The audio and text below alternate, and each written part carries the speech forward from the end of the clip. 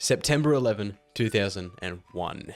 The dawn of a new era. A tragedy before my time affecting millions of people around the world. But from the ashes of Building 7 came the greatest US Army recruiting drive since the implementation of conscription in Vietnam. You see, I originally wanted to make a video about the US military propaganda machine post 9/11, you know, the early 2000s, at Fangirl over how based and red-pilled it was. I really wanted to just talk about Modern Warfare 2 and how badass it was to defend Burger Town from Russian invasion. And how that really turned me into a bit of an Americaboo. But Wendigoon beat me to that. Or at least he beat me to a Modern Warfare 2 campaign analysis. And, you know, I can't compete with Wendigoon. So, you know, but it's clear to me that the United States is sort of in a time of tension, you know, particularly regarding immigration at the forefront and the riots or the certainly not controlled opposition occurring in many cities in the States. Yeah, you know, the right is sort of split into two factions. You know, you got the conservative cucks like Ben Mossad Shapiro. Benjamin Mossad Shapiro, the Jew. You know, he says that anyone can be an American. It's not about where you're from. It's about your belief in the Constitution, is it? Sure. And, you know, you got Ukraine war veterans like Sam Hyde, you know, Samuel Hidenko, Ghost of Kiev, who points out that, you know, no, you can't boil an Indian and turn him Japanese. I'm going to make a video on this topic. You cannot boil an Indian to make him Japanese.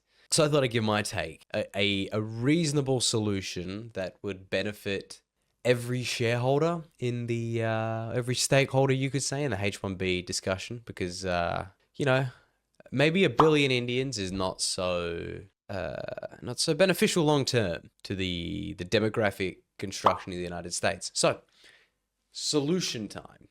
Post 9/11, post American propaganda machine, 2025. The United States is having a very hard time recruiting young men and women for their military. 10,000 less troops, 10,000 less enlistments this year than they had expected or desired. And I don't know if you can see where I'm going here, but in short, I believe that the United States should should create a foreign legion with a permanent residency or citizenship incentivization program. Because currently, as it stands, to join the US military, you need to be at minimum a permanent resident of the United States.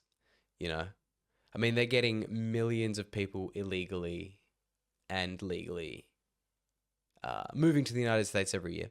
And, you know, I mean, as much as the media might lie to you and tell you that it's a dying society, the United States is the jewel of the West, and everyone wants to be there for a reason. But, you know, the H-1B visas, people come over from certain countries in India. They are from the India, and they will coming over, sir, and they will sending their money back home, sir, and exploit the American system, sir. Yeah, they come over and they send their money back home, and they don't actually want to be American. Or you have illegal immigrants from Mexico who, sure, they're fleeing whatever, but they're still taking advantage of the American system, especially in states like California that let them do it. And they are not a net positive on society. I mean, these people commit crime at higher rates. They commit drug crime and violent crime at significantly higher rates. So, but at the same time, you also have to appease the retard leftists a little bit.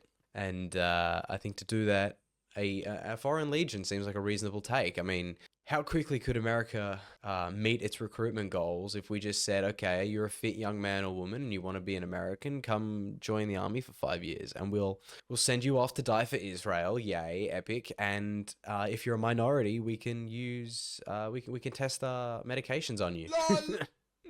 Also really good for the FDA if they want to approve medication quicker. Yeah, I don't know. I feel like this could be a net positive what do you say, policy?